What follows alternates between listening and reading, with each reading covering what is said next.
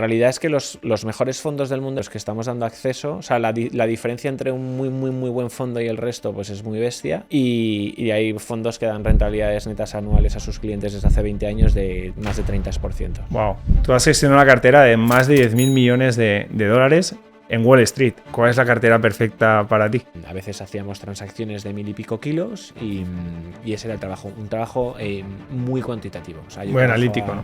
Muy analítico. Yo trabajaba con 8 pantallas y 3 líneas de teléfono y era cachondo. Alguien que nos esté viendo quizás se pregunta, ostras, ¿y yo qué hago invirtiendo en SP500 si aquí puedo tener un 15? ¿Tú dirías que es mejor esta inversión que, por ejemplo, invertir en bolsa tradicional con fondos indexados con el SP500? Con una inversión tienes debajo 5 gestores que cada uno de ellos, el ticket mínimo pues es de en torno a 20, 30, 40 millones de euros. Estás entrando en una cartera que necesitarías entre 100 y 200 millones de euros. No es nada nuevo y hay muchísima gente, o sea, tú te vas a Mancio Ortega o te vas a Florentino Pérez a las Lloyds y le cuentas esto y se descojona. Llevan invirtiendo en esto 30 y 40 años. Si no me equivoco, tuviste como profesor en alguna clase a Warren Buffett y a Bill Gates. ¿Qué pudiste aprender de estos dos genios estudiando con ellos? Todas las empresas que cotizan en bolsa antes han sido privadas.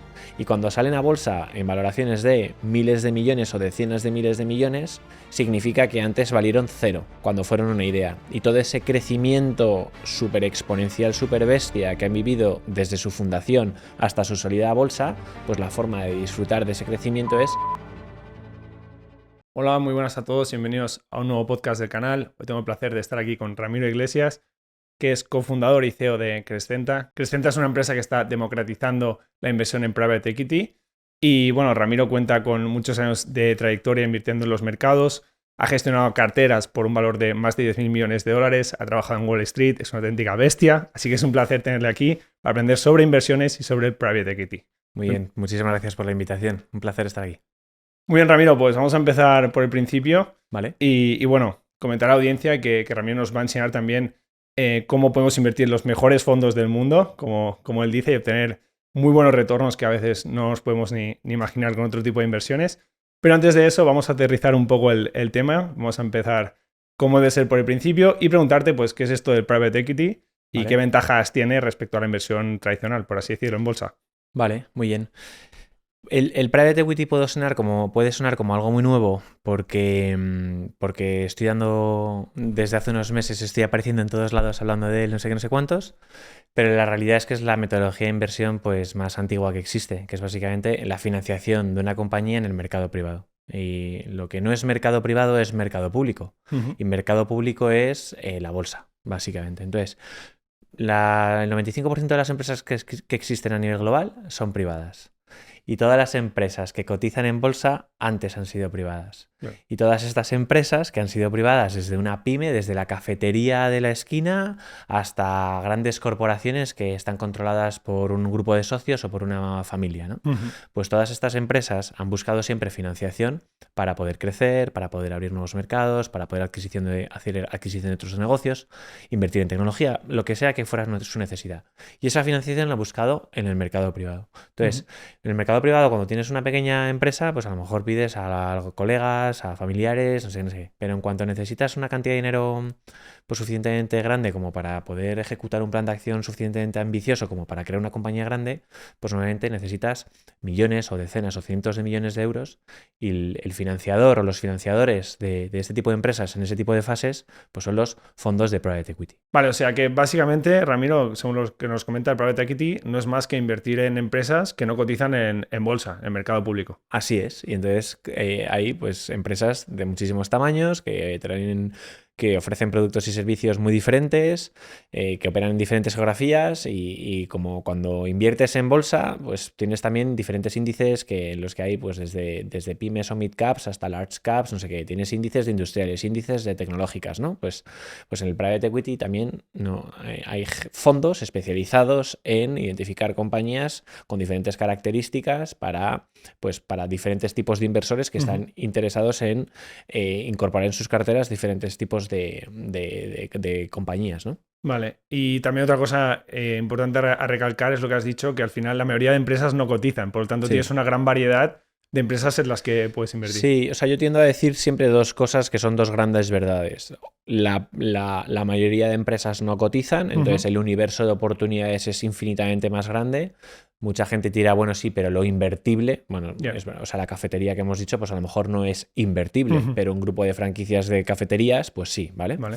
Entonces el universo es infinitamente más grande y luego también hay una parte muy importante que yo intento concienciar a la gente y es que es una cosa que tienen muy interiorizado los inversores institucionales y los grandes patrimonios, y es que todas las empresas que cotizan en bolsa antes han sido privadas.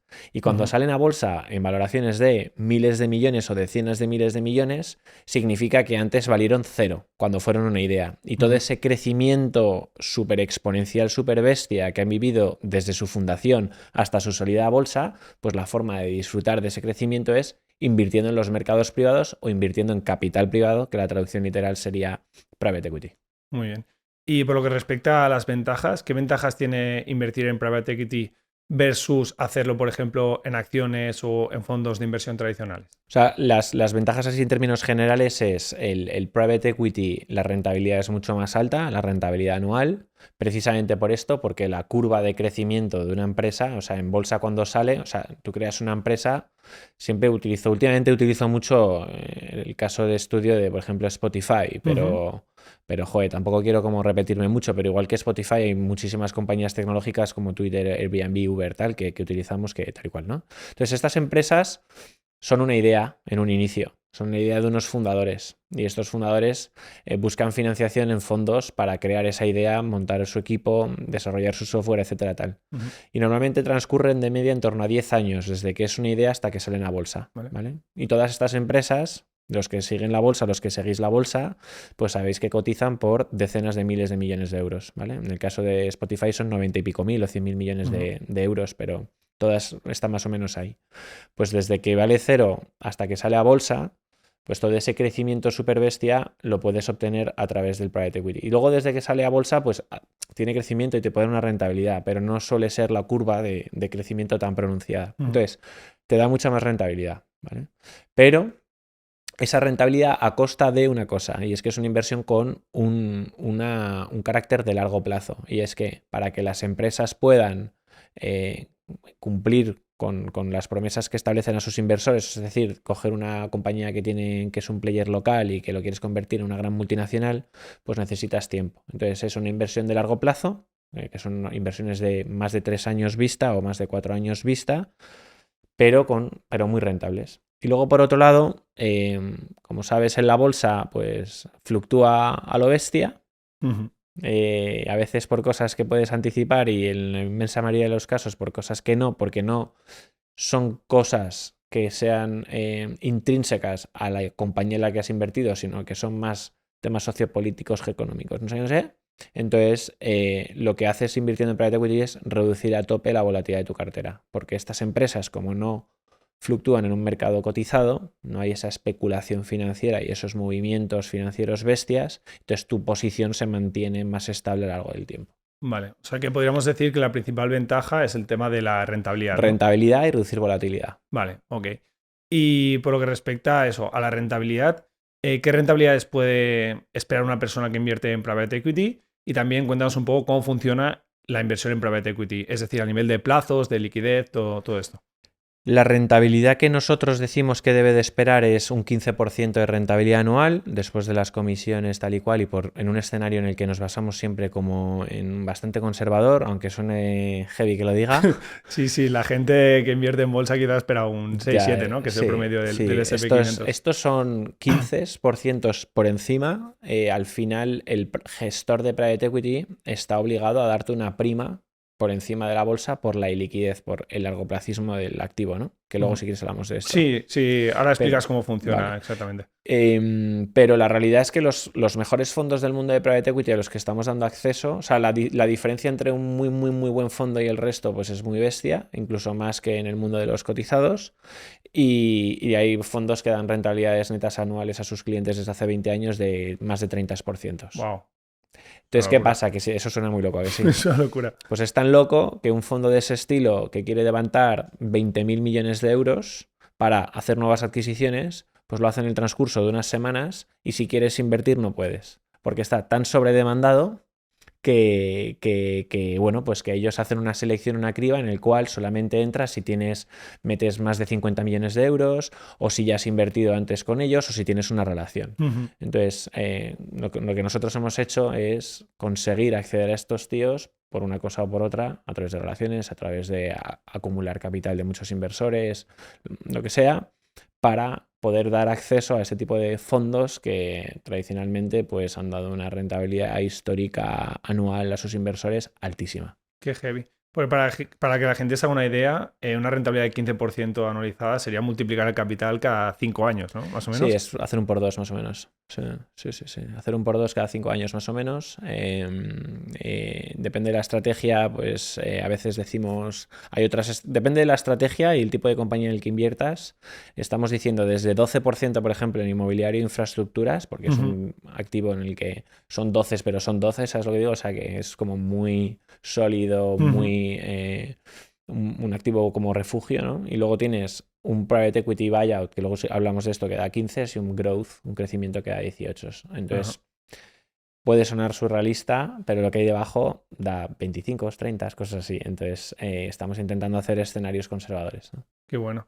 Entonces, alguien que nos esté viendo quizás se pregunta, ostras, ¿y yo qué hago invirtiendo en el SP500? Que la rentabilidad esperada quizás es un 7, que es el histórico que tiene, descontando inflación. Si aquí puedo tener un 15, ¿tú dirías que es mejor esta inversión que, por ejemplo, invertir en bolsa tradicional con fondos indexados con el SP500? Yo creo que es mejor, sin duda. Y yo he invertido mucho en bolsa y también he invertido mucho en private equity. Es mejor sin duda, pero no es sustitutivo, es complementario. La gente no se tiene que volver loca, ¿no? Es como cuando, o sea, lo que tienes que hacer es crear una cartera diversificada en la que tienes diferentes activos. Entonces, desde hace muy poco con Crescenta, un inversor minorista que cualificado puede incorporar private equity a su cartera, pero además, bueno, la ley establece una serie de requisitos que máximo puedes invertir el 10% de tu patrimonio, ¿vale? Si es inferior a 500.000 euros, ¿vale? Es la mayoría de gente que nos está viendo. Es la mayoría de gente que nos está viendo. Entonces, yo maximizaría ese 10% y el restante 90%, desafortunadamente, no puedes invertir más. Y es porque yo creo que el regulador no quiere que la gente se vuelva loca porque la rentabilidad es una tan atractiva que puede cometer el error de invertir demasiado y como es a largo plazo, poder necesitar el dinero a corto, ¿no? Pero yo maximizaría eso. Y luego en paralelo, pues seguiría invirtiendo en bolsa, seguiría invirtiendo en inmobiliario, en lo que sea el activo que te gusta, en el que, bueno, pues a lo mejor la rentabilidad que vas a obtener es menor, pero por ejemplo en un activo como puede ser la bolsa, ¿no? Pues al ser líquido, pues te da la tranquilidad de poder disponer del dinero en cualquier momento y cosas así. Sí, totalmente. Y sobre el funcionamiento de este tipo de inversiones, ¿podrías explicar cómo es el paso a paso de si una persona, por ejemplo, pues eso, quiere invertir en los fondos estos que tú estás comentando de private equity? Sí, pues esto es algo muy característico y es único en el mundo del cómo opera, cómo funciona un fondo de private equity. Vamos a, por ejemplo, te pongo un ejemplo de un fondo como... EQT, ¿vale? Que es un fondo, bueno, Clearlake, ¿vale? Clearlake es un fondo que tenemos ahora en comercialización dentro de nuestra cartera de Private Equity Buyout. Clearlake es un fondo de Private Equity adquisiciones, ¿vale? Private Equity Buyout, que es adquisición de compañías, o sea, lo que hacen es adquirir compañías mayoritarias, o sea, control en compañías privadas, ¿vale? Y ellos concretamente hacen mucho Estados Unidos y compañías en sectores tipo tecnología, tal igual, sectores cíclicos, ¿vale?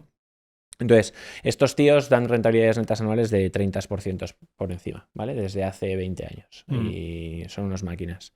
Y entonces, estos tíos cuando salen al mercado a levantar 20.000 millones de dólares, ellos lo que quieren es, de algún modo, conseguir los compromisos por parte de muchísimos inversores que se comprometan a decirle, oye, yo te voy a dar los 20.000 millones de dólares, ¿vale? Entonces, cuando ellos salen al mercado dicen, oye, yo quiero 20.000 millones de dólares.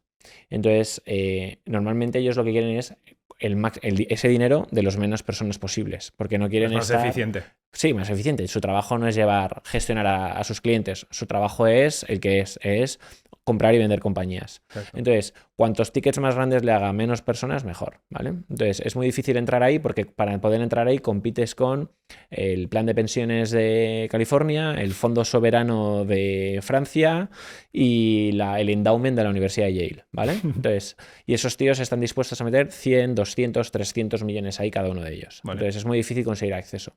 Pero bueno, estos tíos una vez han identificado esos inversores que han comprometido su dinero, lo que hacen es que ya cierran la comercialización del fondo, que significa que ese fondo ya tiene los 20.000 euros, los 20.000 millones de euros comprometidos. Entonces empiezan a hacer adquisiciones, ¿vale?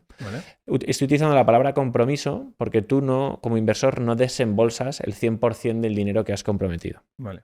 Lo que inicias es, después de haber completado el periodo de comercialización, se inicia el periodo de inversión. Entonces, estos tíos, que es Clearlake, por ejemplo, el fondo que te comentaba, empiezan a buscar compañías en sectores cíclicos de más de 500 millones de valoración, no sé qué, que comprar, ¿vale? Que quieren comprar. Entonces empiezan a buscar compañías. Y ellos no encuentran todas las compañías de golpe. Entonces, de repente encuentran una compañía y lo que hacen es, te hacen una llamada de capital, ¿vale? Te hacen una llamada de capital que significa que te piden un porcentaje del capital que tú habías comprometido para poder adquirir esa empresa, ¿vale?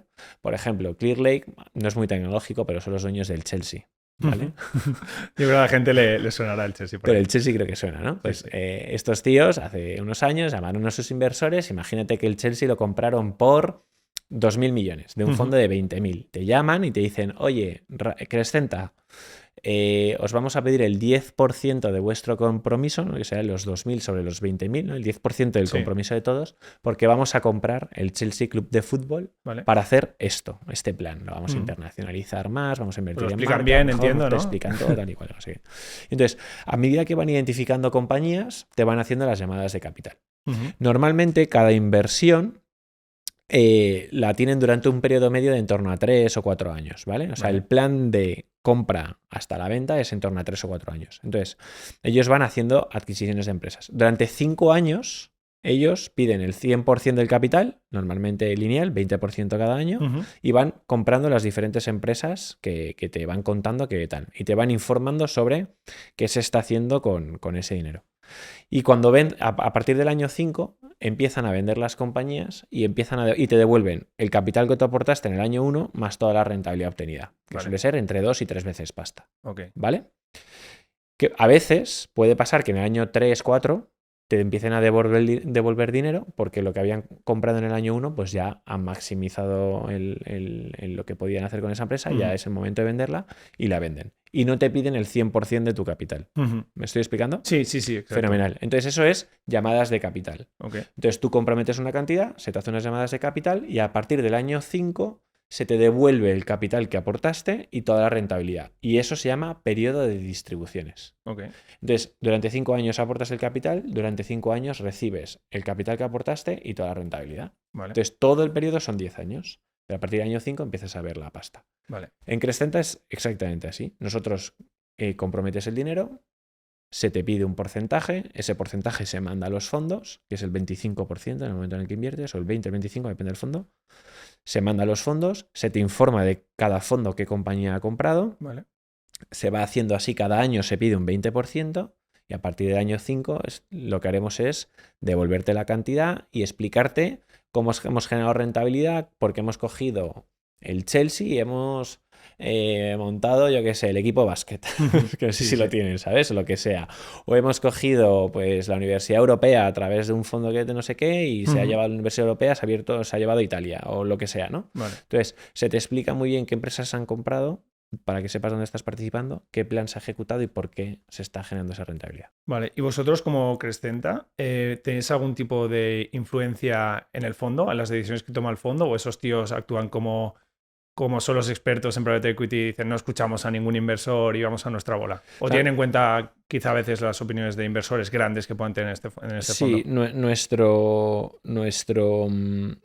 trabajo, antes de, o sea, cuando tú inviertes en un fondo, el fondo tiene bastante definido y bastante limitado qué puede y no puede hacer, ¿vale? Para que no hagan cosas raras. Claro. Entonces, nosotros primero establecemos un plan en el que decimos, oye, pues vamos a lanzar unas estrategias diferentes, que luego hablamos de esto, ¿no? Pero un fondo que invierte mucho en tecnología, un fondo que invierte mucho en infraestructura, un fondo que invierte mucho en adquisiciones de no sé qué, ¿vale?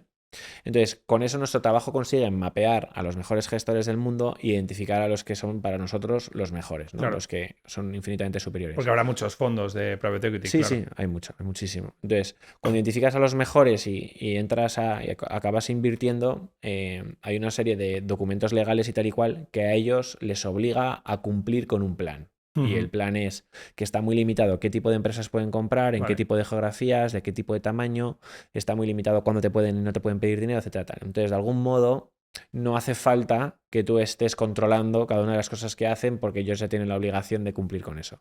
Vale. Además, suelen ser como muy especialistas de lo que están haciendo. Vale. Y otra pregunta es, ¿desde cuánto dinero se puede invertir en private equity hoy en día con vuestro modelo? Con nuestro modelo es de 10.000 euros. Tú puedes comprometer desde 10.000 euros en una de nuestras oportunidades de inversión, que son fondos de private equity. Eso significa que te pedimos el primer año 2.000, el segundo año 2.000, 2.000, 2.000, 2.000 durante 5 años. Y a partir del año 5 estimamos devolverte entre 4 y 5.000 euros anualmente. Qué bueno. Que esto puede parecer, hay gente que dirá, qué caro 10.000 euros, pero la realidad es que... el dinero no, es el ticket mínimo que te pedimos, pero hay que entender un poco de qué viene todo esto, ¿no? Sí, sí. O sea, hace 2 años, o hace 3 años casi ya entra en vigor una ley en España que se llama la Ley Crea y Crece. Y la Ley Crea y Crece lo que quería era, pues mira, long story short, ¿vale? Un poco modo resumen. La Comisión Europea, tal no sé qué, lo que identifica es que la aversión al riesgo por parte del inversor minorista europeo se ha reducido a lo bestia. O sea, nuestros abuelos tenían la pasta bajo el colchón y nuestros sobrinos están metiéndole todo a criptos. ¿Vale? Básicamente, o sea, es locurón, ¿no? Y entonces lo que dicen es incluso gente que se está endeudando para invertir, gente que está asumiendo un riesgo que no le corresponde. Entonces, el private equity era una cosa muy reservada para institucionales, grandes fortunas. Es como el activo por excelencia con el que generan patrimonio, básicamente. Exacto. Pero para poder invertir, los tickets mínimos eran de cientos o millones de euros. Entonces dijeron, oye, vamos a promover esto por 2 motivos. Uno, porque es infinitamente menos arriesgado que los activos en los que la gente está invirtiendo. Te ayuda a invertir a largo plazo y ganar dinero, si lo que la gente quiere es ganar dinero, ¿no? Y también además tiene un impacto muy positivo, y es que no es un dinero que se vaya a una plataforma en un paraíso fiscal de no sé qué, sino que es un dinero que se queda en economía real. O sea, que se invierte en compañías privadas que tienen unos propietarios que generan I+D, contratación, etcétera, tal, ¿no? Y entonces se empieza a promover esto y sale esta ley. Y entonces, a nivel europeo, ¿no? A nivel europeo se aprueban diferentes leyes. En España concretamente se llama Crea y Crece, pero en diferentes países tal y cual. Vale. Y ahí nosotros identificamos una oportunidad que era, joder, esto va a abrir un mercado enorme en España de cientos de miles de inversores que, si les explicamos lo que es, van a querer invertir, pero la única forma de poder abastecer esta demanda es si invertimos en tecnología para tener una plataforma con la que podamos automatizar todo esto. Total. Y luego, por otro lado, y eso lo hicimos. Y luego, por otro lado, lo que hicimos era, si vamos a dar acceso a la gente, tenemos que dar acceso a los mejores fondos del mundo. O sea, no vale ni ofrecer producto nuestro, de nuestro entorno, que hay mucha gente haciendo cosas raras por ahí, como siempre. Ofrecer un producto que estamos seleccionando de manera independiente, sin conflictos, y que además que es el que está súper demandado. Pero había un reto, y era que Crescenta no era nada. Y acceder a los fondos a los que hemos accedido era prácticamente imposible. Pero bueno, por el propósito, por el equipo y por una serie de factores, pues conseguimos empezar a posicionar Crescenta a nivel internacional como unos tíos que representan a una base inversora de ahorradores que merecen acceder a un activo cojonudo y que, agregando en colectivo, que un tío nos meta 10.000 euros nos da igual, pero que 100.000 tíos nos metan 10.000 euros, al final en agregado tenemos muchísimo más dinero que lo que pueda tener el fondo soberano de no sé qué, o el plan de pensiones de no sé qué. Y entonces lo que conseguimos era generar en ellos la percepción de que podíamos convertirnos en una especie de intermediador que conseguíamos agregar inversión colectiva para acceder a ese tipo de gestores. No, a mí me parece súper interesante porque es lo que decimos, ¿no? Que al final es un tipo de inversión que antes no era accesible para la gente. De hecho, yo mismo, que al final pues ya tengo mis contactos dentro de la industria y demás, me lo planteaba, quiero invertir en empresas de capital privado, en startups y demás, pero luego lo pienso y no es nada eficiente, ¿sabes? Tampoco, porque al final tienes que invertir una a una Es como un poco de broma. A mí me da a veces un poco apuro, pero digo, joder, ¿cómo organizo yo esto para que no parezca como que estoy contando una cosa nueva? ¿Sabes? Que yo no estoy contando una cosa nueva. Sí, todo lo contrario. O sea, bueno, en España sí que es bastante nuevo, pero porque la gente no lo conoce. Bastante nuevo para la gente en general, para el público tal, pero es una disciplina de inversión que en España está desarrollada desde hace 50 años. Claro. O sea, no es nada nuevo y hay muchísima gente. O sea, tú te vas a Mancio Ortega o te vas a Florentino Pérez o a las Lloyds y le cuentas esto y se descojonan. Claro. Llevan invirtiendo en esto 30 y 40 años, ¿no? Sí. Lo que es nuevo es que tenemos que evangelizar para que se vea que es nuevo por ser accesible, pero no nuevo porque sea una nueva disciplina, ¿no? Y luego también hay muchas ineficiencias en el mercado. O sea, por ejemplo, has hablado de invertir en private equity y también has hablado de invertir en startups, que es una cosa que te tal. Dentro de las disciplinas del capital privado hay una disciplina que es el venture capital, ¿no? Que es la inversión en startups. Nosotros no hacemos mucho de eso, vale. no hacemos casi nada de eso, porque creemos que en términos de rentabilidad riesgo para el minorista tiene mucho más sentido invertir en private equity que en venture capital. Pero lo que pasaba en España era que, joder, si tú querías invertir tú, por ejemplo, que eres un tío muy despierto que quieres hacer cartera, no sé qué, no sé cuántos tal, ¿no? Que quieres invertir en startups tal. La única forma de hacerlo era o a través de contactos de amigos y no sé qué, que tampoco sabes muy bien qué te está viniendo, o plataformas de crowdfunding que había en España, que al final el producto que llegaba ahí era un producto que había pasado por las manos de muchos gestores y que si no lo habían cogido era por algún motivo, básicamente, ¿no? Entonces, nosotros dijimos, joder, es que no tiene ningún sentido, es totalmente contraproducente o es la paradoja está en torno a que la gente, el minorista está invirtiendo en un producto de peor calidad que el profesional, ¿no? Entonces, ahí fue cuando surgió la vocación de decir, ¿quiénes son los mejores inversores de startups del mundo? Pues los fondos de Venture Capital de San Francisco. ¿Y por qué? Porque 8 de cada 10 compañías tecnológicas que existen en el mundo que valen decenas de millones de millones han nacido ahí. Total. Pues entonces, hay 5 tíos que están ahí conectados con todo el mundo y te vas a esos tíos, les cuentas, que es lo que hacemos en Crescenta, que representas a miles de personas en España que no sé qué, que no se tienen que preocupar porque no tienen que llamarlos a todos por teléfono, sino que nosotros podemos hacerlo. Acumulamos el dinero mínimo que te piden, que suelen ser decenas de millones de euros, y la gente puede acceder a los mejores gestores del mundo de eso. Y así ese era un poco el plan. Y eso es lo que llevamos haciendo 3 años desde que empezamos a montar Crescenta, que parece medio nuevo porque lanzamos hace un año, pero llevamos 3 años trabajando ahí. ¿Y podrías decir qué diferencia hay entre el Venture Capital y el Private Equity? Que has dicho que hay matices ahí. Sí, hay mucho matiz. Vale, el Venture Capital, vamos a volver a, por ejemplo, una compañía como Crescenta. Vamos a hablar de Crescenta. Está financiada por fondos de Venture Capital, ¿vale? Nosotros hace 3 años, o hace 2 años y pico, antes de que la ley entrara en vigor, ya sabíamos que la ley iba a entrar en vigor, etcétera, tal, lo habíamos leído en prensa, no sé qué, y decimos, oye, hay una oportunidad muy bestia para montar una plataforma digital de inversión para democratizar el acceso a fondos de private equity. Vale. Fenomenal. Entonces esa era la idea. Y mi socio y yo nos dedicamos a trabajar un plan de negocio, que era un PowerPoint, un Excel y un no sé qué, famosa, para explicar, aterrizar las ideas y saber qué es lo que queríamos montar, ¿no? Por un lado, cómo queríamos montar, cómo lo queríamos llamar, cuál era la propuesta de valor, qué equipo íbamos a necesitar, etcétera, tal. Y unos números que acompañaban un argumentario para entender si era un negocio rentable y que tenía sentido. Okay. Cuando tú armas esas dos cosas, que es tu típico deck, como un deck, se llama deck de emprendedor, pues lo que haces es que necesitas financiación. Nosotros, esto es público, ¿eh? Nosotros en ese momento queríamos 3 millones de euros, ¿vale? Mi socio y yo queríamos 3 millones de euros para contratar a talento, invertir en desarrollo de software y montar nuestras primeras oficinas y hacer nuestras primeras campañas de marketing. Vale.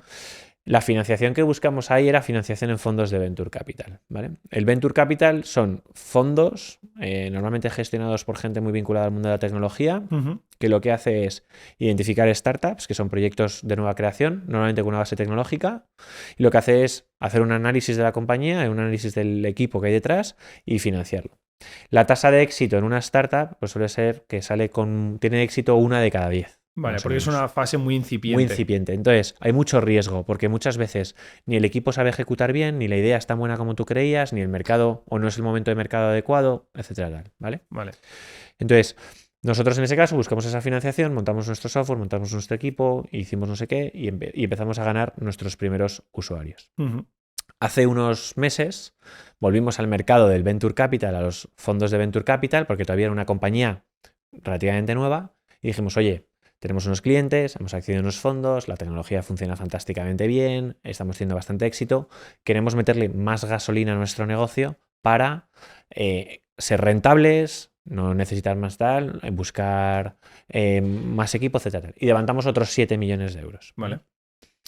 Ahí el Venture Capital te puede acompañar o puedes entrar en una nueva fase en la que se llama Private Equity Growth. ¿Vale? Entonces, el Private Equity Growth lo que hace es financiar compañías con una base tecnológica en un momento de crecimiento muy acelerado. ¿Vale? Okay. Entonces, el Private Equity Growth, el Venture Capital ya como empieza a, oye, yo ya te financié un proyecto que valía medio cero, ya vales medio no sé cuánto, ha pasado un par de años, es mi momento de salirme. Okay. Yo ya cojo a mis inversores y les hago no sé cuántas veces pasta, que lo que buscan es entre 10 y 20 veces pasta, les devuelvo el dinero, no sé qué, y yo ya he tenido una historia de éxito contigo. Y entonces entras en una nueva fase en la que ya buscas financiación en el Private Equity Growth.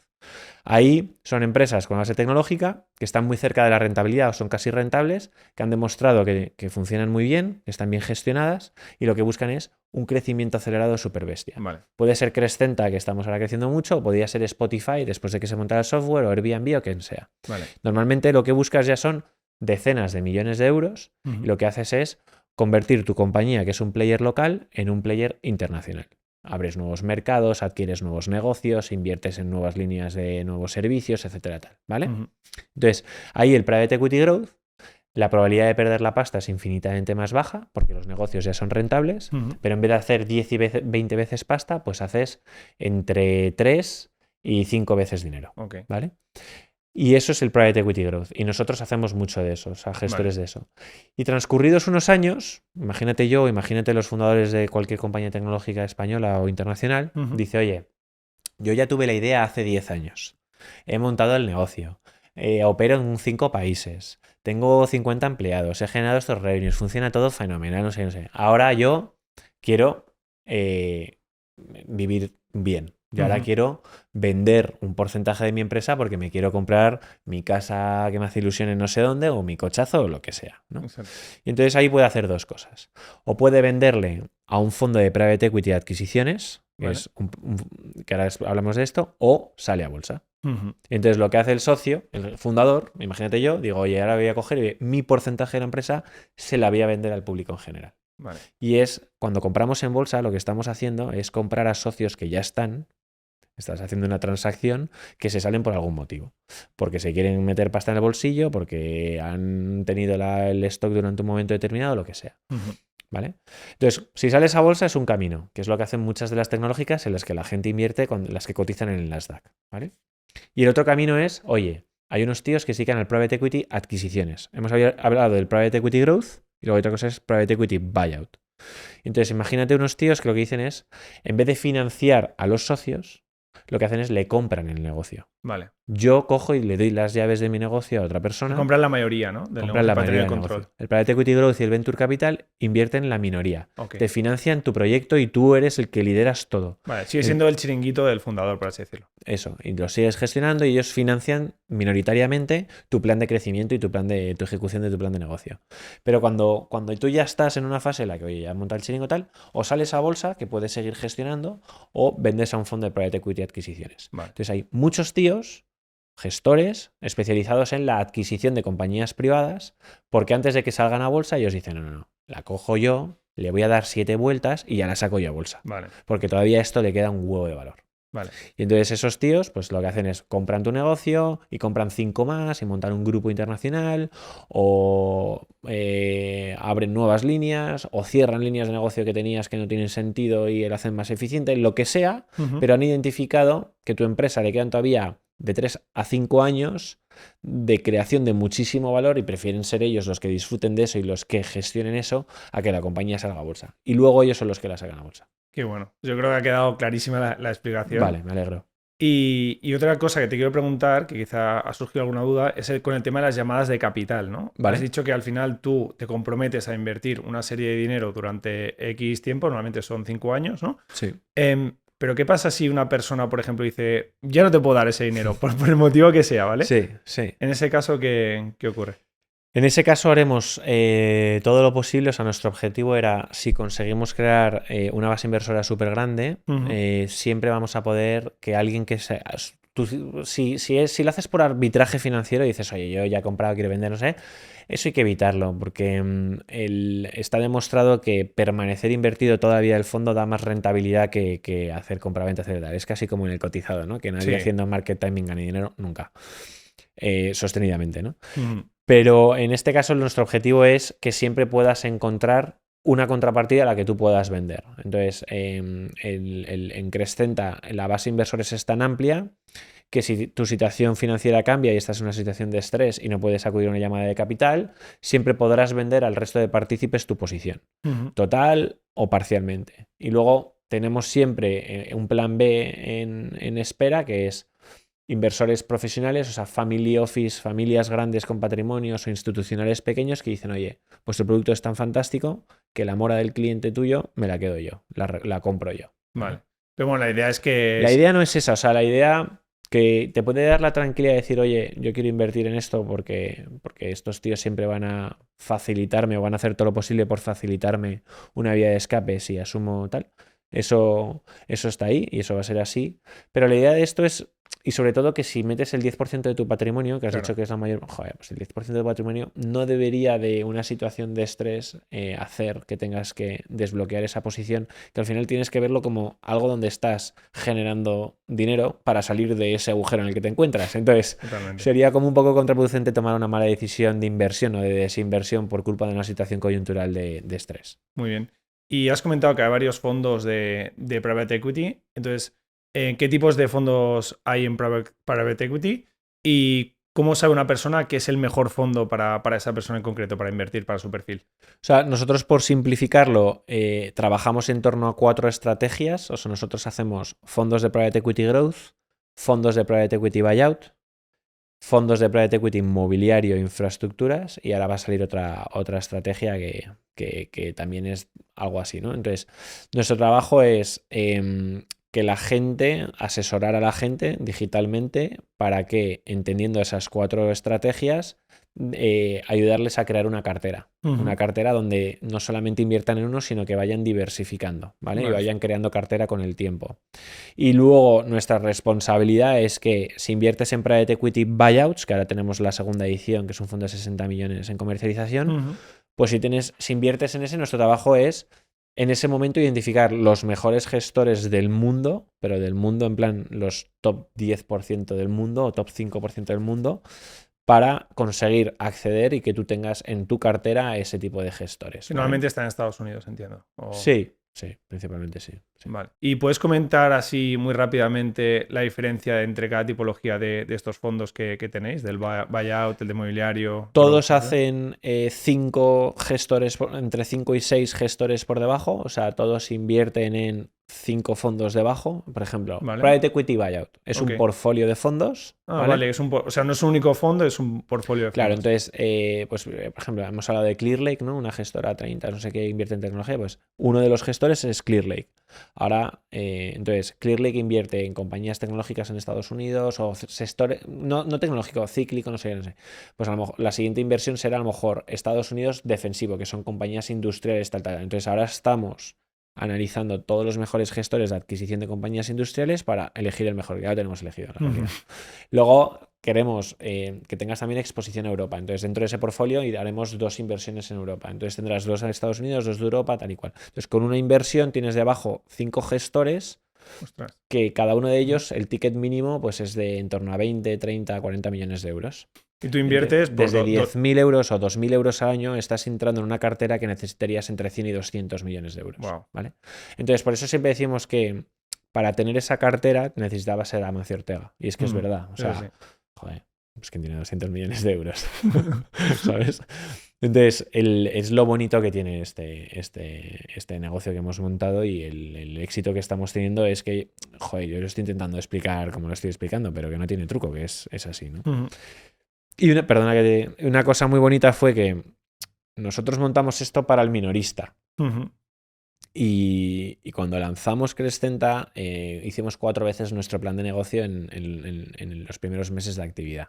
Pasado. Y fue porque los patrimonios muy altos empezaron a invertir en nuestro producto. Porque decían, oye, Que no lo esperabais vosotros. claro, ni 10.000 ni 100, pero te meto 5 o 10 millones de euros.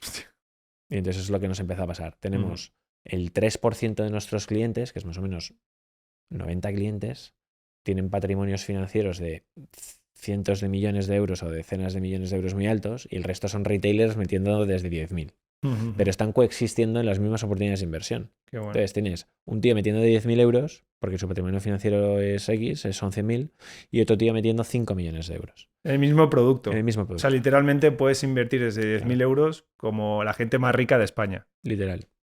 Como la gente más rica de España y como el fondo soberano de Alemania. O sea, digo que estás por fin invirtiendo en un producto sin sesgos. Muy bien. Y otra duda que me ha surgido cuando decías, es que elegimos los mejores fondos. Sí.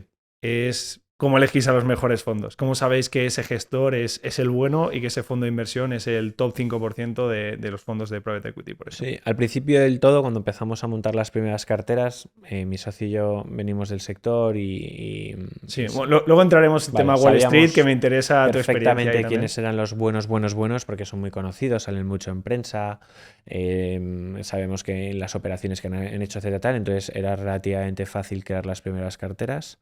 Y luego ahora tenemos un equipo de inversión muy profesional, en el que hay pues, 6 personas, que yo lidero el comité de inversiones, y básicamente nuestro trabajo full time en ese área es analizar todos los gestores que hay en ese momento haciendo captación de dinero, comercializando. Ujú. Y uno, entablar relación. 2, conseguir acceder a toda su información. Ujú. Y luego toda la información la procesamos, que hay 3 tipos de trabajos dentro de lo que se llama una due diligence, que es como un proceso de análisis de una oportunidad de inversión. Ujú. Hacemos un análisis cuantitativo hiper profundo Del fondo. del fondo, en el que analizamos toda su historia, todas las operaciones que han hecho, como todo. O sea, cada una de las compañías en las que han invertido, pues los niveles de deuda que tenían, el crecimiento que ha tenido, no sé qué, el equipo, tal.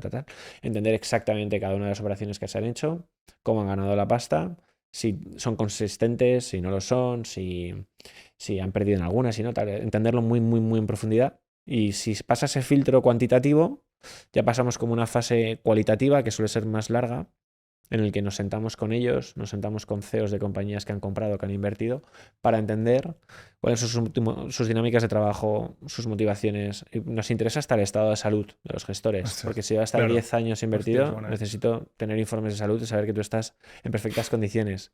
Y luego, después de todo esto, que O sea, es un vais al trabajo- detalle, porque también os la estáis jugando vosotros. Al final la gente Vamos confía en al Crescenta. al detalle, a lo bestia. Vale. O sea, a lo bestia. Yo vengo ahora aquí de una sesión de 3 horas con un tío que ha venido de Austin a vernos y tal y cual. Sí, Ok. sí. Y después de eso, hacemos una due diligence como muy legal y fiscal, ¿no? Entender dónde está ese fondo fiscalmente para que sea eficiente. Mucha gente en España en private equity invierte de manera ineficiente fiscalmente, que eso te come la rentabilidad. Y luego, legalmente, pues que todos los papeles estén en orden, que las cosas estén bien montadas para no tener absolutamente ningún problema de tipo regulatorio, etcétera. Ujú. Entonces, hemos visto 400 y pico fondos en los últimos 3 años y hemos invertido en el 2%, 2 y pico, 3 casi. Vale. Y es un currazo, básicamente. Me lo imagino, me lo imagino. Y 2 variables que son muy importantes a la hora de invertir, las has comentado un poco por encima, que hay gente que invierte de forma ineficiente a nivel fiscal. Pues 2 variables son los impuestos y las comisiones, ¿no? Que también Sí. te afectan a la rentabilidad que vas a obtener como inversor. Sí. Entonces te quería preguntar, por un lado, ¿qué comisiones cobráis vosotros o qué comisiones tienen estos fondos de inversión de private equity? Y en segundo lugar, ¿cómo tributan estas ganancias una vez pues empiecen a recuperar el dinero y obtengas ese reparto? Vale, el fondo de capital riesgo es lo que se utiliza, FCR se llama, que es la estructura que utilizas para invertir en private equity. Tiene ¿cómo se llama? Un programa, bueno, una exención sobre el impuesto de sociedades del 99%. Vale. Entonces, el fondo no tiene una capa de tasa o de tributación, lo cual hace que la distribución al inversor sea mucho más alta de lo que sería a través de invertir en una sociedad. Ujú. O sea, vosotros tenéis un fondo de capital riesgo, ¿no? Sí, Con el que compráis los otros fondos. exacto. O sea, nosotros montamos, por ejemplo, Crescenta Private Equity Buyouts 2, Oh, vale. FCR. Porque en Vale. vez de FCR, pues podría ser SA, SL, cosas así, Claro. ¿vale? Entonces, el FCR es un vehículo regulado, que es muy positivo porque le da blinda de seguridad al inversor, etcétera, tal, porque es una cosa supervisada. Ujú. Y lo que tiene es un régimen de tributación especial, ¿vale? Que me sale ahora, que es está exento al 99% sobre el impuesto de sociedades, lo que hace que sea una inversión fiscalmente muy eficiente. Ujú. Y luego, la distribución que hacemos a nuestros inversores, nosotros una vez recibimos del fondo la plusvalía por la venta de las compañías, nosotros tenemos unas comisiones, ¿vale? Ujú. Las comisiones de nuestro fondo, hay unas comisiones que son para cubrir los costes del fondo, que es una comisión anual, Ujú. pero el de lo que vivimos o de lo que vamos a vivir es de la comisión de éxito, ¿vale?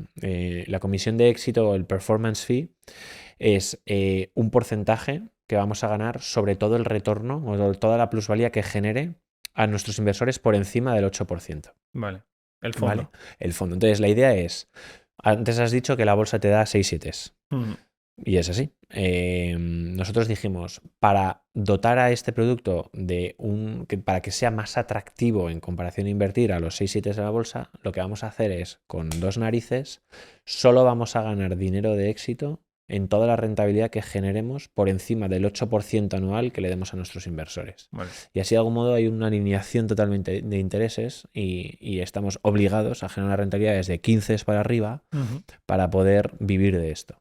Vale. ¿Y las comisiones varían en función del fondo, por ejemplo? Varían un poco en función del fondo. O sea, por ejemplo, en inmobiliario e infraestructura son un pelín más bajas que en growth y cosas así, pero tampoco mucho, muy poquito. Y luego varía entre si metes 10.000 o metes 5 millones de euros. Vale, vale, vale. ¿Y podrías decir unos baremos para que la gente tenga en mente las comisiones?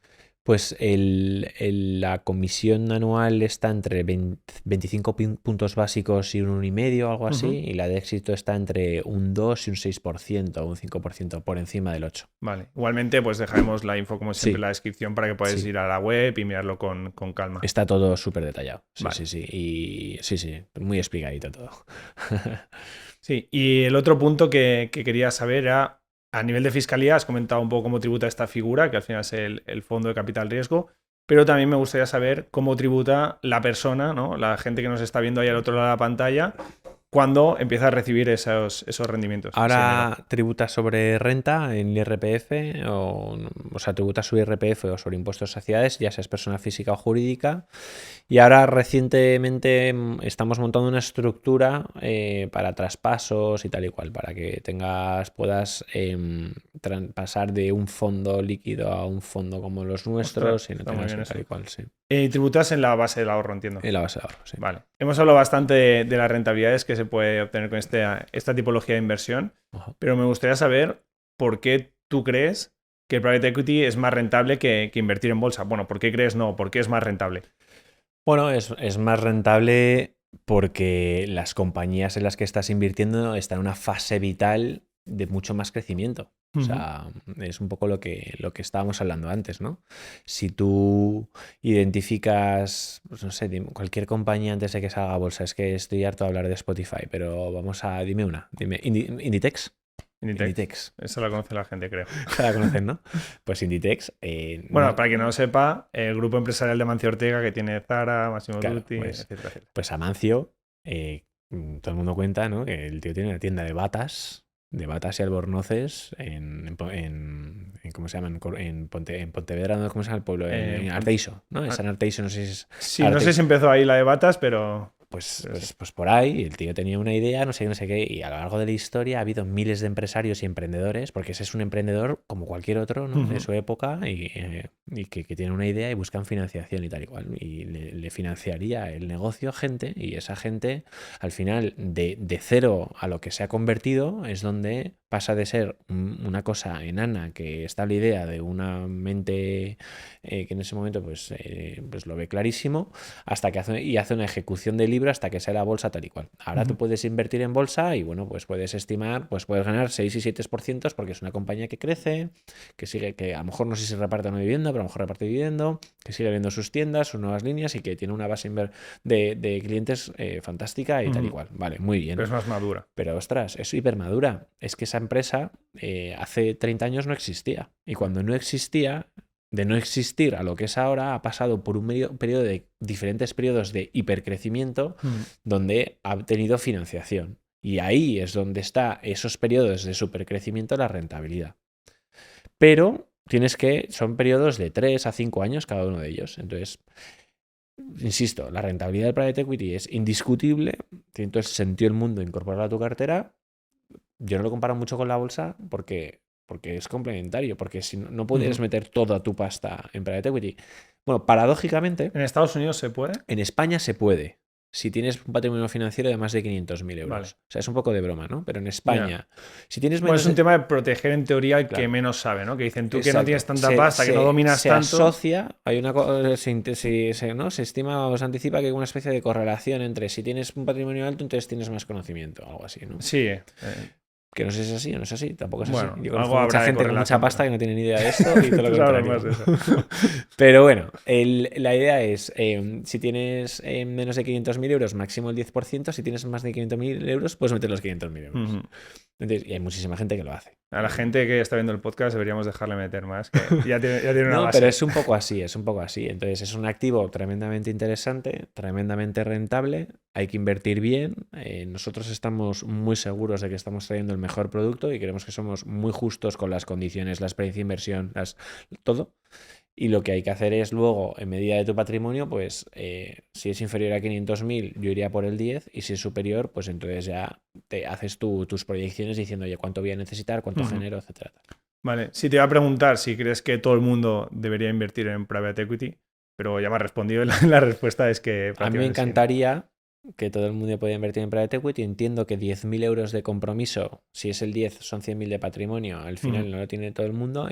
Creo que con el tiempo se va a ir reduciendo los requisitos y tal y cual si la gente hace bien esto. O sea, nosotros... ¿Necesitas tener 100.000 de patrimonio para meter 10.000? Claro, Vale. es el 10% de tu patrimonio. Entonces, Okay. ¿qué pasa? Que no todo el mundo lo tiene, obviamente. No todo el mundo lo tiene.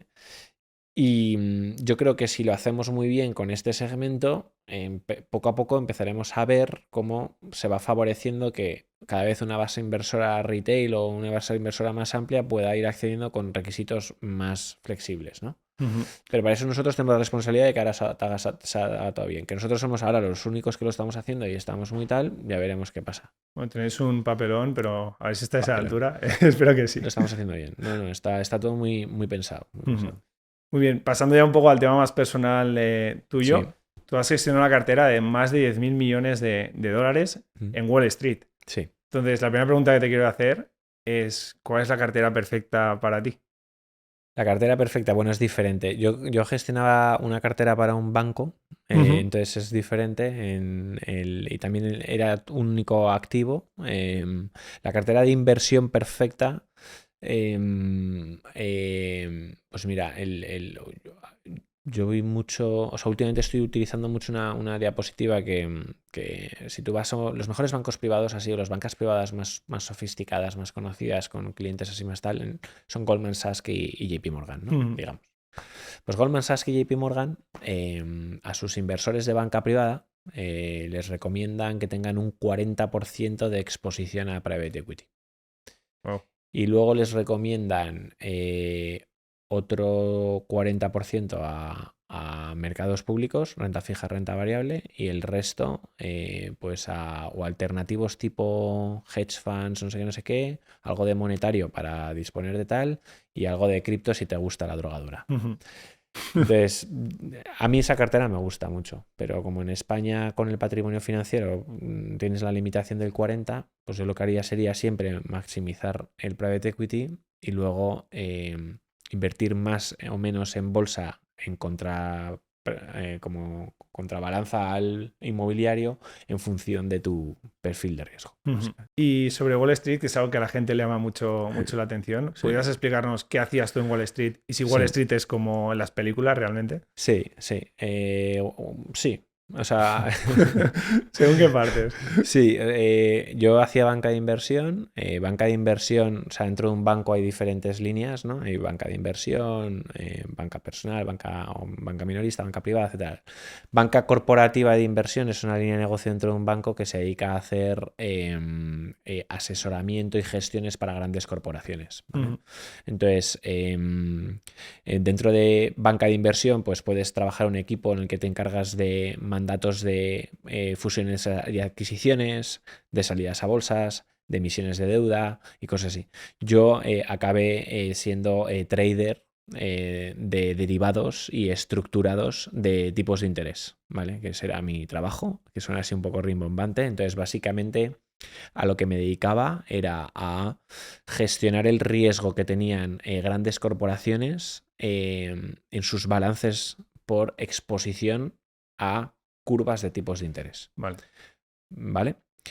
Para explicártelo, y también curvas de tipos de cambio, pero para explicártelo de una forma muy sencilla, si por ejemplo una gran, por ejemplo, una compañía como ArcelorMittal, que es un fabricante de acero que tiene una fábrica gigante en Asturias.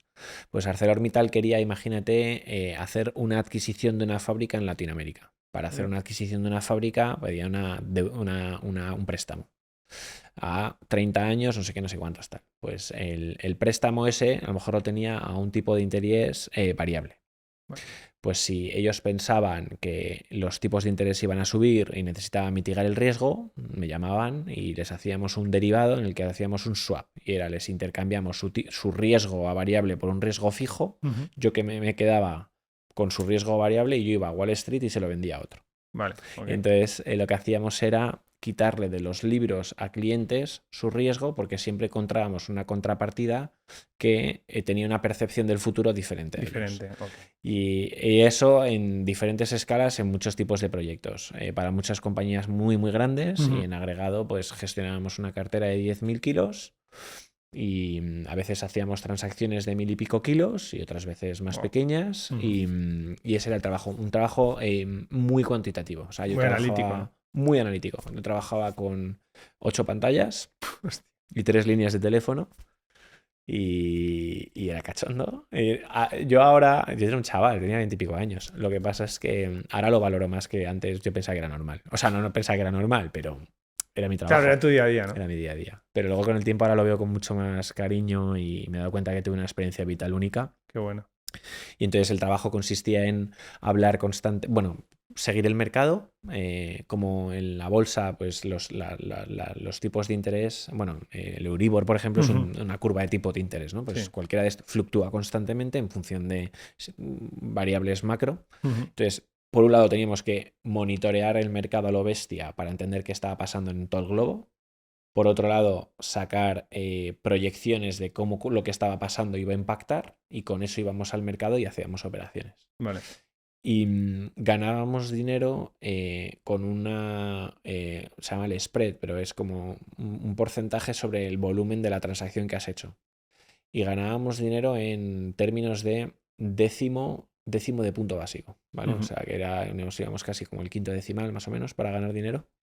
Entonces, entre esos volúmenes muy grandes y tal y cual, pues es como me ganaba la vida. Muy bien.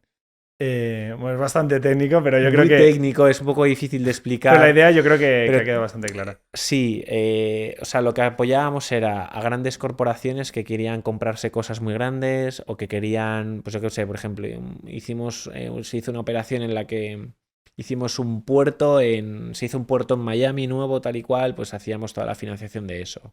O la salida a bolsa de una compañía, pues también, o sea, hacíamos muchas cosas muy chulas que tenían un impacto muy bestia a nivel macro. Yo lo disfruté muchísimo porque me dio unas bases muy bestias de entender cómo funcionan los mercados financieros y también una habilidad de análisis que yo creo que a lo mejor es diferente al resto. Bueno.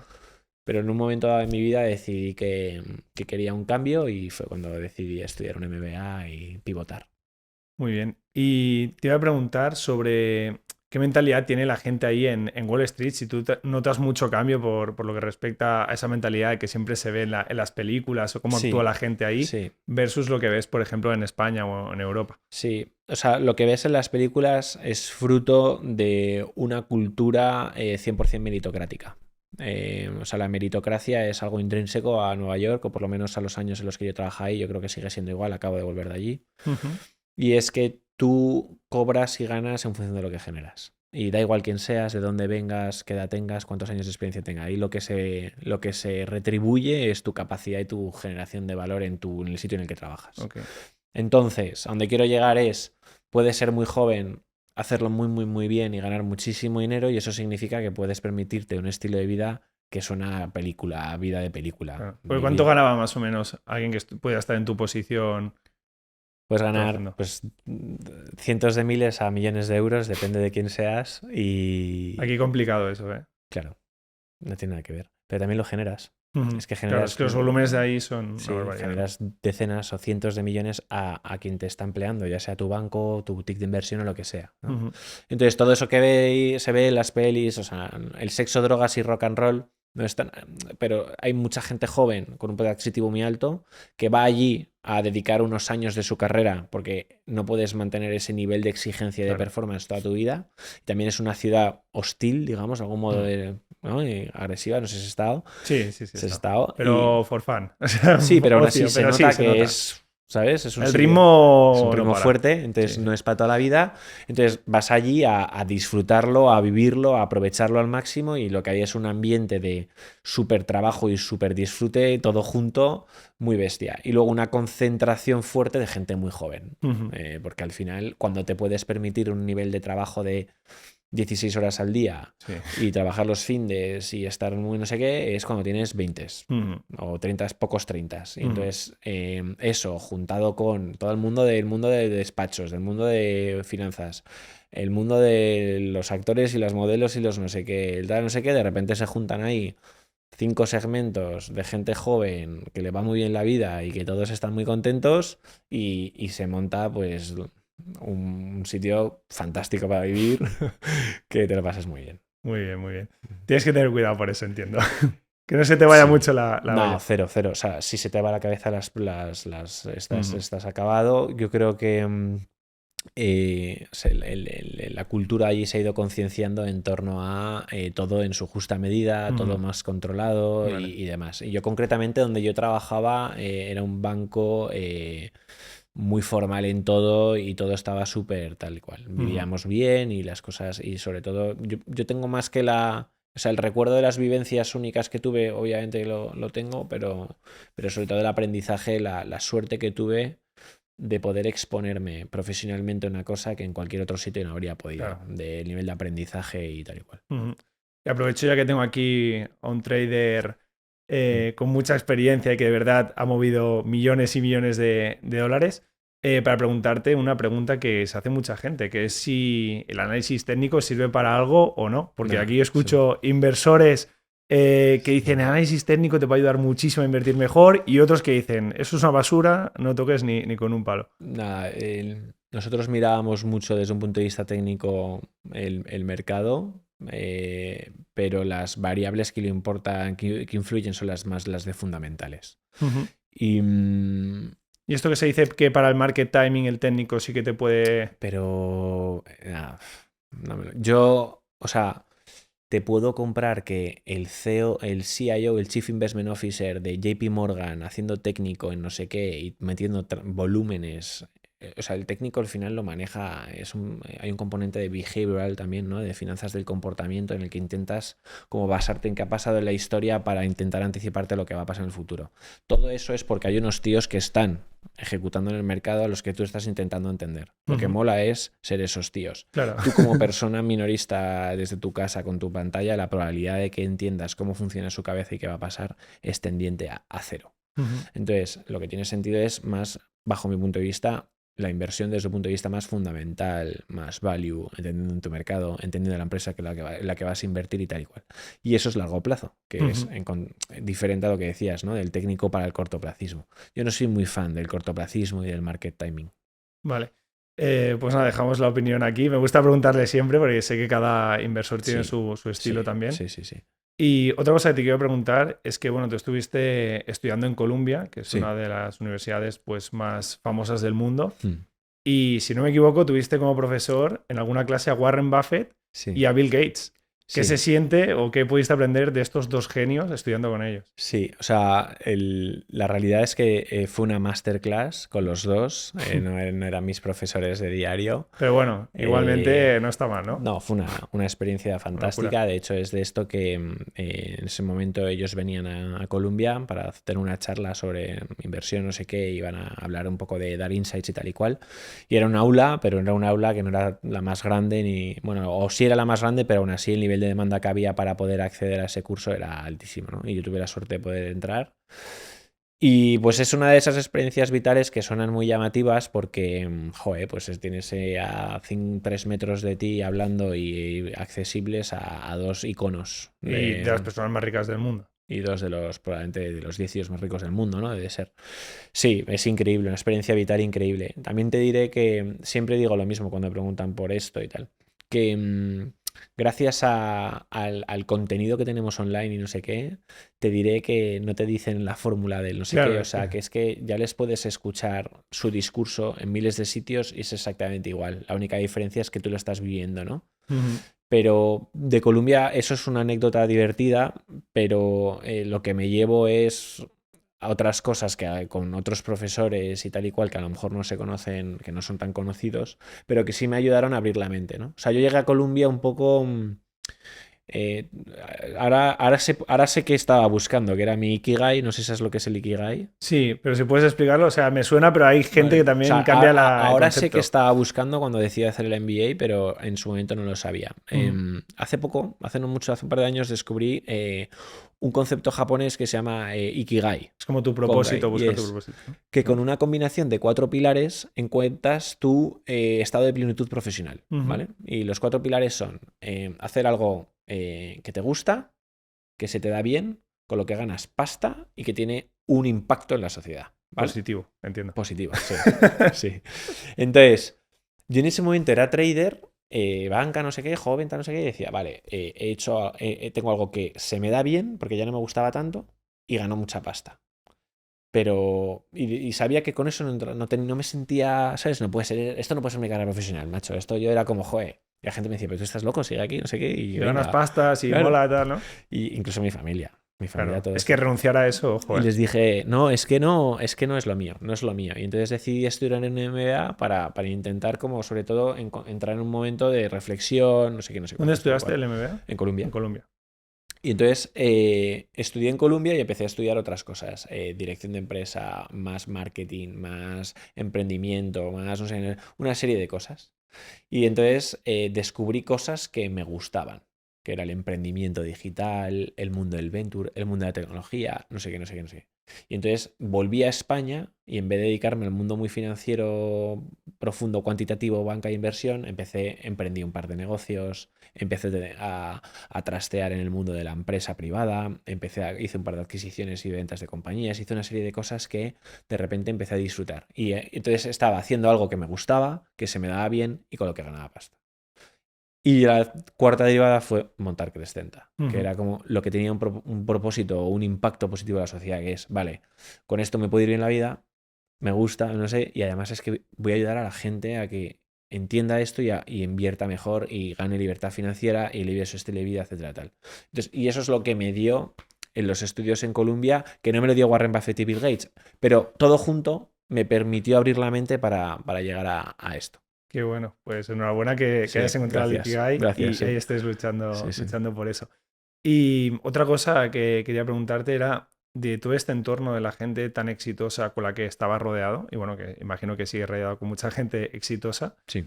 em, ¿qué te has llevado y qué sigues aplicando a día de hoy? ¿Alguna lección que nos puedas decir?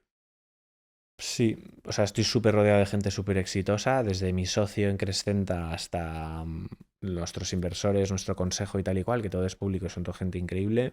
Em, lo que me he llevado, macho, o sea, lo que creo que compartimos, o sea, si de algún modo yo no me considero exitoso. De hecho, a veces incluso tengo como el síndrome del impostor y tal y cual, ¿no? Bueno, lo exitoso no, yo creo que es la gente de fuera que dice, hostia, ¿este tío es exitoso o no? Pero sí que compartimos como una ambición incesante por hacer cosas, no por generar, sino por hacer cosas, ¿sabes? Como pero tanto en el ámbito personal como en el profesional, ¿sabes? En el personal igual, soy muy intenso, mis hijos, mi mujer. Que es toda la mejorar vida, tal, no sé. siempre, ¿o no? Pero es siempre tener como experiencias nuevas, conocer nuevas culturas, nuevos países, nuevos deportes, nuevas cosas, ¿sabes? Y el intentar aprovechar el tiempo que tengo en la Tierra como para maximizar las oportunidades que se me presentan. O sea, nunca va a pasar un tren que no coja, nunca. Y Qué si bueno. pasa, entonces habré dejado de ser quien soy, entonces ya no me irá bien, ¿sabes?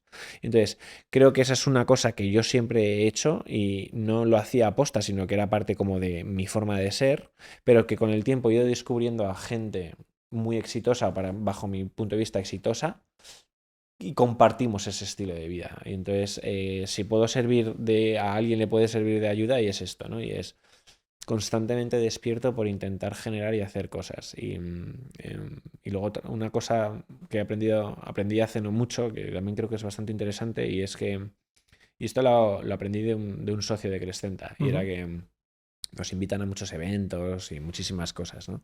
Y te puede poder la pereza. Decir, oye, tío, ya está bien.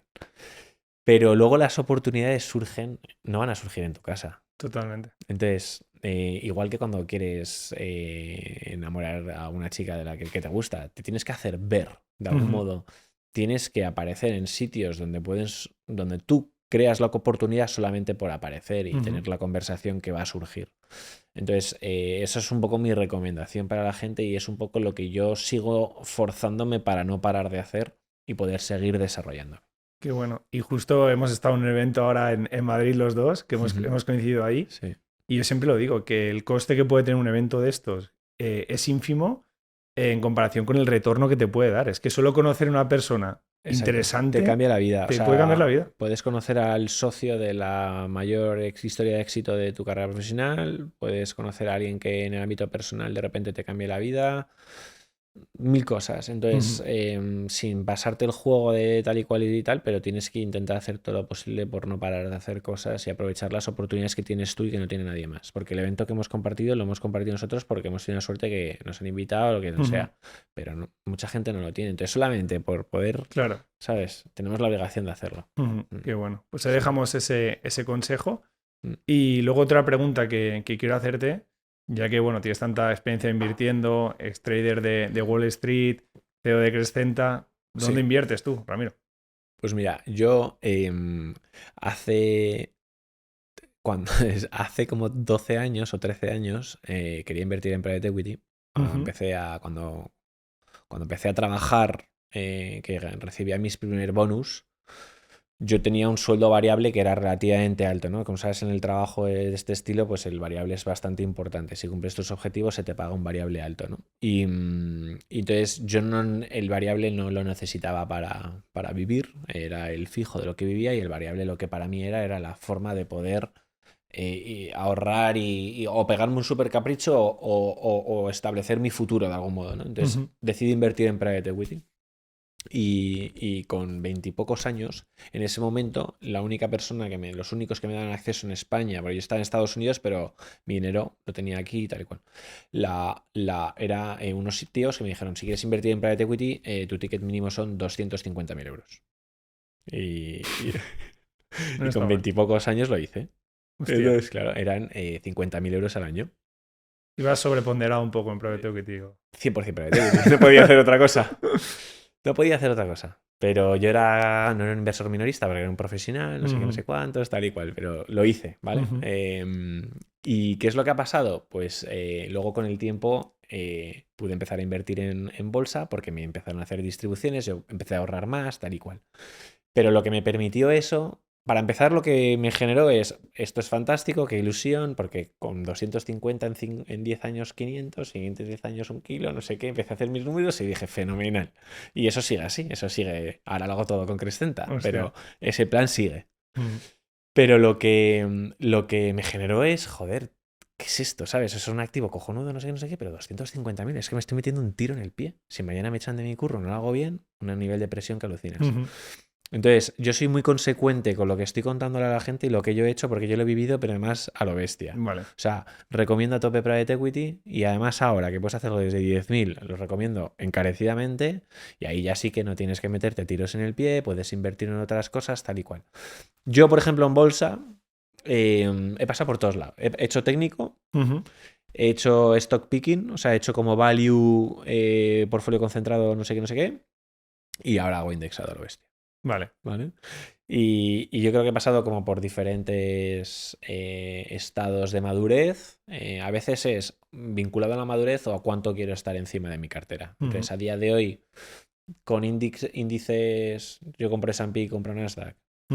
Y con Private Equity duermo tranquilo y no miro mi cartera. Claro. Y dentro de... Y es muy eficiente a nivel de tiempo también. Y de costes y de todo. Entonces, no dedico tiempo. Sé que estoy duplicando patrimonio consistentemente cada 5 o 10 años. Y ya está. Y estoy subido al índice macro de lo privado y lo no privado. Y voy con el planeta. Con el crecimiento del planeta. Y ya Totalmente, está. sí. Es que es curioso porque a veces parecemos un poco pesados los divulgadores, que estamos siempre con indexados, con tal, no sé qué, con eficiencia en costes y inversión pasiva y todo esto. Sí. Y luego preguntas a la gente más exitosa de inversiones y es que te dicen lo mismo. Es que es en plan que tampoco tienes que reinventar la rueda muchas veces. Porque incluso aunque pienses que eres el tío más listo de la clase y que sabes hacer no sé qué, qué tal y qué cual, si es que estadísticamente a largo plazo no se puede sostener eso. Y luego que también tienes que un coste de oportunidad. Yo siempre pienso que cada minuto que le dedico a mi cartera se lo estoy dejando dedicar o a mi familia o a mi trabajo. Entonces no tiene absolutamente ningún sentido. Siempre y cuando con ese tipo de cartera yo cumpla con mis planes. Y mis planes es hacer 2 veces pasta cada 5 o 10 años. Entonces, ese es mi plan. Y mi plan es pues no contar con ayudas del gobierno ni con eso en mi futuro. Si lo cuento con un extra de una pensión de no sé qué, pues fenomenal. Pero no puedo depender sobre eso. Entonces, como tengo que tomar las riendas sobre mi cartera y sobre mi futuro, pues la forma de hacerlo ha sido esta. Y luego una cosa que sí puede servir del... Que luego que el largo plazo es corto plazo. O sea, digo que lo que ahora, imagínate un chaval de ahora de 30 años, ve, no, le hablas a 5 o 10 años vista inversión en private equity y suena como, guau, cuando tenga 40, el tiempo pasa así. Y cuando tienes 35 y recibes las distribuciones, dices, bendito el yo del pasado, el día en el que tomé esta decisión de inversión, porque ahora me pego un viaje o me compro un coche o mis hijos me acaban de caer, mis gemelos o lo que sea, y puedo sin problema. O sea, que el tiempo parece cuando hablas de largo plazo... que nunca va a llegar, ¿no? Y sobre todo que las inversiones habla como, pues eso, del intradía, del day trading, de no sé qué. No me fastidies, tío. Si 5 años está a la vuelta de la esquina y si tomas una buena decisión de inversión ahora, con un buen compromiso, dentro de 5 años empiezas a recibir distribuciones, vas a disfrutar como un enano. Y la experiencia va a ser buena, entonces lo reinvertirás, pero lo que vas a generar es un patrimonio que no te podrías haber imaginado. Qué bueno. Y antes de pasar a las preguntas rápidas, que con eso ya cerramos la entrevista, quiero hacerte una última pregunta, que es más a nivel de organización patrimonial, por así decirlo. Sí. ¿Cómo piensas tú que debería organizarse patrimonialmente una persona a nivel sobre todo de inversiones?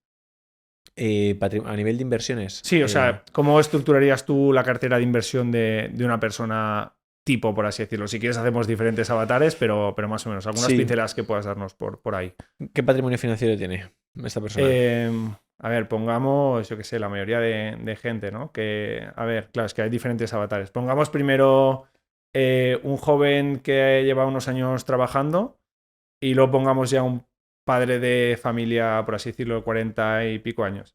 Porque aparte de gente más mayor, pues ya nos vamos mucho a inversiones conservadoras y tal. Yo, o sea, con más o menos ponderación, mantendría lo que te he contado que hago con mis propias finanzas. O sea, yo, por ejemplo, yo invertiría en mercado cotizado el dinero del que quieres disponer. O sea, si eres un tío medio joven, tal y cual, invertiría en renta variable, igual algo de renta fija. O sea, en renta variable, lo que necesito en líquido, que estoy dispuesto a... que quiero tener un horizonte temporal de 18 meses, 18 a 24 meses, y que quiero buscar rentabilidades de 6, 7, 8%, ¿vale? Y has bajado un poco el umbral, la gente suele decir 4 o 5 años. Yo diría no, 4 o 5 años para Equity. Vale. Sin duda, sin duda. Y quien diga lo contrario, que No conoce private lo equity. sentamos aquí y tengo con él una charla muy le saco los números y que me intenta rebatir. No. 18,24 meses renta variable. Todo lo que sea 36 meses plus, no sé qué, que son 3, 4 a 5 años, tal, yo ya iría a private equity donde haces tus desembolsos y tus distribuciones. En investment grade y monetario, o sea, renta fija, no sé qué, lo que necesites, puedas necesitar siempre un colchoncito para cualquier urgencia, pero desde una urgencia médica hasta cualquier cosa que te pueda surgir. Ujú. Y luego inmobiliario, yo soy cero fan de comprar inmobiliario propio. O sea, yo he pasado por el rollo de comprar pisos y alquilar y tal, y eso es un rollo. O sea, ahí sí que el coste de oportunidad es bestia. Ujú. Comprarte una casa, negociar una casa, atender una casa, las derramas, las juntas, Sí. los gastos, el inquilino y el no sé qué, es un drama. Justo, Entonces, Ramiro, tengo que decirte que venimos de grabar una entrevista ¿ah, sí? de inversión inmobiliaria con la gente de PropGiro. ¿Vale? Y lo bueno que hacen, por si te interesa o algún amigo o lo que sea. Los conozco Ah, bien. vale, los Sí, conoces. sí. Es que parte de ese rollo te lo quitan. Sí, pero es una pasta, ¿no? Son 100.000. ¿O no? Bueno, al final, sí, los inmuebles que suelen vender son 100.000, pero Sí. bueno, claro, cuentas que te puedes financiar. Sí. Entonces, a lo mejor por 40, 50, ellos recomiendan tener 50.000 euros para invertir en un inmueble. El inmobiliario a mí es un activo que tiene sentido y que, joder, el inmobiliario, quien haya invertido en inmobiliario en Madrid en los últimos 10 años se ha forrado. Y yo, por ejemplo, he tenido una experiencia muy buena. Compré una casa, un piso para cuando tuve mi primer hijo y ahora lo estamos vendiendo. Tengo 4 y no cabemos y lo he pegado muy fuerte. Pero yo creo que es más ese tipo de inmobiliario de control sobre la esta y de gestión del activo más con tu primera vivienda y puedes ir como evolucionando Sí. haciendo compraventa de viviendas. Y luego, bueno, pues hay modelos de negocio que pueden tener sentido. Y es un activo interesante. El único problema que tiene es que para gente muy ocupada, Ya. El coste de oportunidad es muy alto. tienes que dedicarle Eso demasiado sí. tiempo, macho. Y eso es un rollo. Eso es un rollo. Entonces, bueno, pues del chaval al señor con hijos y no sé qué, pues la diferencia es más o menos peso. Cuanto más patrimonio, yo metería más alternativos o a lo que es private equity y tal. Muy bien, pues vamos a ir ahora para acabar ya de rematar esta entrevista con las preguntas rápidas Vale. que tengo preparadas por aquí. Vale. Así que si me permites voy a coger el móvil. Sí, estas no me la... O sea, bueno, suelta. Son sorpresa. Esto no me han avisado. La idea es ir rápido y a ver, vale, qué son sale, sorpresa, ¿vale? ok. Entonces, ¿cuál es la mayor lección que has aprendido durante todos los años que ibas operando en el mercado? La mayor lección que he aprendido de todos los años, pues... Joder, macho, ¿me debería haber preparado esto o qué? No, lo que tienes tiempo, para pensar ¿Sí? un poco. Sí, no te preocupes. Sí. Vale, sí. Pues la mayor lección que he aprendido es que la gestión de tus finanzas personales no tienes que hacerla a través de un intermediario. Y es que cualquier persona, creo que con los recursos educativos que hay ahora y la oferta de producto que hay, puedes hacerte tu propia cartera. Y yo, en mis propias finanzas personales, es casi el herrero cuchillo de palo, macho. Es verdad, a veces tengo bancas privadas, eso no tiene ningún sentido. No tiene ningún sentido. Lo que tiene sentido es que la gente pueda tomar control y autonomía sobre sus decisiones, porque ahora tenemos una oferta de producto tan amplia que creo que incluso se ha dado la vuelta a la tortilla y el minorista puede invertir más barato, más eficiente, más rápido que una gran fortuna. ¿Hábito o modelo mental que ha tenido un mayor impacto en tu vida? Nadar todos los días 2 kilómetros. Todos los días de mi vida. De hecho, en muchos podcasts, o sea, no duermo tan mal a pesar de tener 4 hijos, pero a veces ponen como me dicen que, joder, este tío está muy machacado. Muchas veces voy a nadar antes. Es que no paras, si me has dicho que luego en la entrevista vienes de...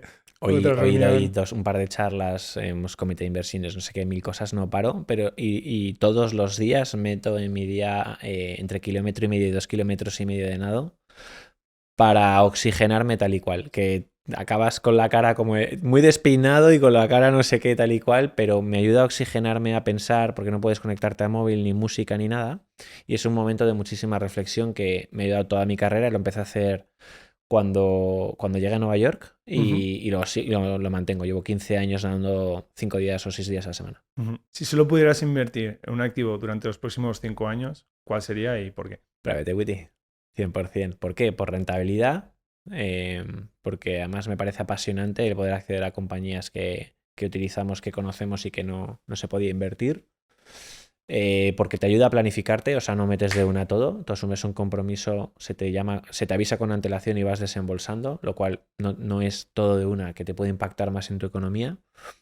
Sí, yo creo que es un activo en España. En los próximos 5 años espero que la gente invierta en private equity. ¿Tu mayor mentor o fuente de inspiración en el mundo de las finanzas e inversiones? Pues probablemente sea Ray Dalio, que tiene un libro que se llama Principios, es un fundador de un hedge fund muy conocido americano y me gusta mucho, leo mucho, veo mucho y le he escuchado mucho. Ahora tiene una newsletter y tal en LinkedIn y tal, el tío está como muy activo creando contenido, ya es un tío bastante mayor, ha dado las llaves de su fondo a otro tío más joven. Y me gusta mucho su forma de pensar y ojalá pudiera ser como él. Un activo que jamás tocarías ni aunque te lo regalara. Pues hasta ahora no he tocado ni un cripto, macho. Pero ni de coña. No sé si igual va en contra de lo que tú sueles decir, es que no lo sé. A mí Bitcoin ¿Te me gusta? gusta, Vale. pero el resto es otro mundo. Yo no porque no me crea el rollo del DeFi, de tal y cual, sino como no lo entiendo tanto, o sea, yo no invierto en algo que no entiendo, básicamente. O sea, incluso ganando mucha pasta, imagínate que yo meto en una cosa 10 y 24 horas más tarde gano 100. Si no sé por qué lo he ganado, pero al detalle no me siento cómodo con esa inversión. Entonces, a mí me gusta algo, parece un poco de coña que lo diga, pero es verdad. O sea, me gusta algo que estoy entendiendo cómo se está generando ese valor. Porque igual que lo gano, no puedo estar Es la perdiendo. posición de Warren Buffett también un poco, ¿no?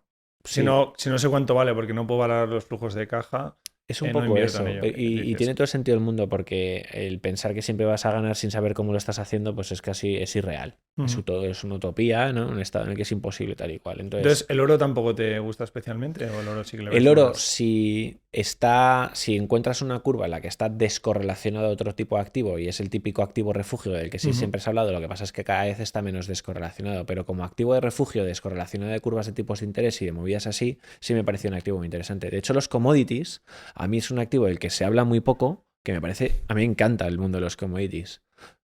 Otro día te preguntaré porque yo A mí, commodities tengo que aprender o sea, bastante. yo empecé a invertir en bolsa, bueno, no en bolsa, en mercado cotizado en commodities, haciendo CFDs, inversión por diferencias y tal. O sea, digo que empecé con eso y es un mundo que me encanta porque si hay una correlación intrínseca con la oferta y la demanda. Y la oferta y la demanda es producción real. Vale. Y entonces me gusta mucho. Muy interesante. ¿Cuáles son los mejores recursos o los mejores libros para aprender sobre finanzas e inversiones? Sobre finanzas y sobre inversiones. Joder, pues hay un montón por ahí, no sé, pero por mantenerme un poco fiel a lo que cuento siempre, que creo que a mí me cambia un poco la vida, es el de Principios de Rey Dalio que te he dicho, creo que es un fondo, o sea, es un libro muy chulo, porque es un tío que habla de las finanzas como una disciplina muy correlacionada con unos valores, ¿vale? Entonces yo tengo unos valores para gestionar mi cartera, en ese caso su fondo, tengo unos valores para gestionarme a mí mismo y unos valores para gestionar a mi equipo. Y entonces como buscar la consecuencia o un equilibrio entre gestionar un equipo con un fondo adecuado y lo que tú tienes a la hora de ser el líder de esa organización. Y a mí es un libro que me ha gustado mucho tanto como emprendedor, como inversor y gestor de carteras. Vale. ¿Y otro libro que te venga en mente o algún recurso, algún curso, vídeo de YouTube que puedas decir esto es súper inspirador o sirve mucho? Hay un libro, o sea, pues, joder, hay un libro por ahí que se llama Rich Man, Poor Man o Poor Dad o algo así. El de Kiyosaki, Sí, el de sí. Padre Rico, Padre Pobre. Ese me gustó mucho. Ese en su Ese te hace un momento clic, yo creo, en me la cabeza. impactó bastante. O sea, estoy intentando pensar porque me he leído un montón, pero así que me impacte decir, joder, he tenido aquí un aprendizaje de una cosa diferente. Recuerdo que me gustó mucho. Y ahora últimamente estoy leyendo más libros más relacionados con empresarios y emprendedores. Pues me he leído un libro de Richard Branson, que es el de Virgin, el de la aerolínea, si no sé qué. Sí. Luego el de Sudok, que es el de Phil Knight, el fundador de Nike. Vale, También ese mola. es muy recomendable. Este tipo de libros así de emprendimiento los estoy leyendo sobre todo porque ahora yo estoy en una fase vital de mi vida de gestión de equipo, gestión de la compañía en mucho crecimiento y tal y cual. Muy bien. Muy bien, y ya para cerrar la entrevista, la última pregunta que te quería hacer es, si solo tuvieras que darle un consejo de inversión a una persona, Ujú. ¿cuál sería? Un consejo de inversión en una persona, largoplacismo. O sea, no pienses en tus finanzas personales como algo efímero, un pico de felicidad, no sé, no sé. La... Igual me estoy liando un poco, ¿no? En cuanto al largoplacismo, pero es, joder, tío, todo lo que en la vida merece la pena, tu relación de pareja, tus estudios, tu carrera profesional, la compra de tu vivienda, todo lo haces con un mindset, ¿no? Una mentalidad de pensar a largo plazo y proyectarte a largo plazo. Y en la inversión, la gente tiende a pensar como un beneficio efímero y cortoplacista. No tiene absolutamente ningún sentido. Entonces, proyéctate a 5 o a 10 años vista y toma las decisiones de inversión que dentro de 5 o 10 años vista te des una palmada en la espalda y digas, oye, bien hecho, buenas decisiones, ¿vale? Porque hacer no sé cuántas veces dinero con unos flujos de unos picos de alegría y tristeza y incertidumbre y estrés y malas noches y eso no sirve para nada. Entonces, crea tu cartera, casi olvídate. La gente en donde inviertas tiene la obligación de reportarte y demanda eso, que se te explique dónde está tu pasta y cómo se está generando y tampoco déjate de rollos, porque ponerte a trastear en exceso, salvo que seas un pedazo de crack, pues tampoco vas a conseguir grandes beneficios en comparación con algo a largo plazo en el que puedes dormir tranquilo. Qué bueno. Pues con este consejo final nos quedamos. Espero que hayas disfrutado de la entrevista. Para mí ha sido un placer hablar contigo, Ramiro. He Igualmente, gracias. aprendido mucho sobre Private Equity y espero que vosotros también. Y nada, deciros que os vamos a dejar por aquí más información sobre Crescenta y sobre Muy cómo bien. podéis invertir en estos fondos de inversión. Y como siempre, pues darle apoyo, dejar vuestro like, suscribiros al canal si os ha gustado el contenido. Un saludo y nos vemos en el próximo vídeo.